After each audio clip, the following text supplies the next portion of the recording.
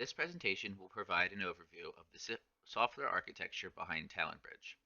TalentBridge is a brand new platform designed to host online career fairs, specifically catering to remote employees seeking new opportunities. The platform will feature two main types of user accounts, which are employees and employers, and each account will have a personalized dashboard. Employers will be able to set job preferences, upload their resumes, and browse upcoming events to register for. Employers will also have a dedicated dashboard where they can enter company details, post job openings, and specify the types of candidates they are seeking. For career fairs themselves, each employer will have a customizable virtual booth. Employers can personalize their booth with their own company branding, video conferencing links, or embedded video conferences, chat options, active links, and the ability to upload resumes. Job seekers will be able to visit these booths, engage in discussions about the company, and find out more information about available positions, just like they would do at a physical career fair. Looking deeper into the software architecture of the platform, there are some key design decisions that our team decided were a priority to focus on. These decisions included the front-end framework, back-end language, video conferencing abilities, authentication methods, data storage methods, email service providers, cloud provider, event scheduling methods, employer and employer matching, user role management, resume storage, and error handling. We will explore the specific choices made for each of these areas in detail when we review our system diagrams. Before we dive into the diagrams, though, it is important to highlight that our team made architectural decisions guided by the AWS well-architected framework. For each decision, we carefully considered one or more of the following pillars to evaluate how each choice would impact the overall project. For our first diagram, we have an extremely high-level overview of the system. As mentioned before, the two users of TalentBridge will be prospective employees and hiring employers. These users will interact directly with the platform as demonstrated here in the diagram. The next diagram is our container diagram and zooms into the online career fair platform box from the context diagram before. Here we can see that the users interact directly with the front-end web application of the platform. From there, we can start to see some of the decisions that were made in reference to the key design areas that were mentioned before.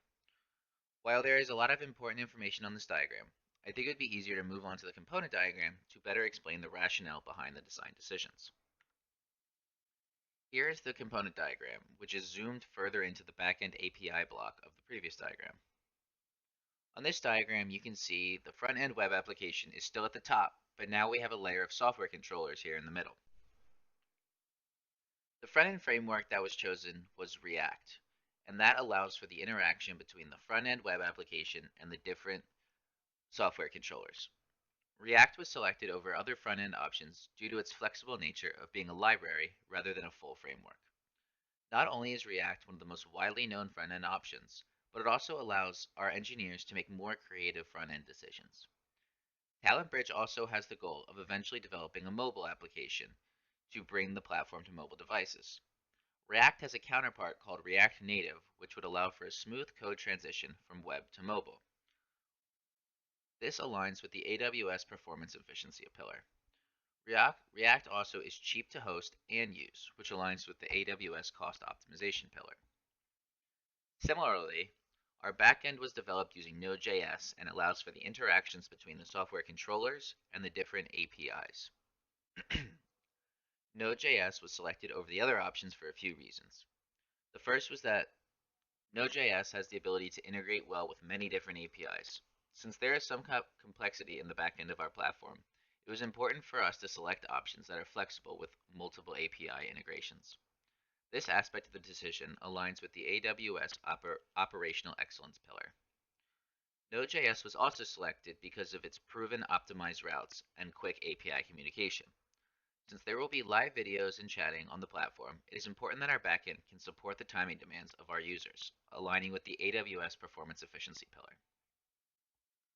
Working from left to right here of the diagram, we're going to go through some of the different design decisions for the controllers and the APIs. The Zoom SDK was selected for our video conferencing needs.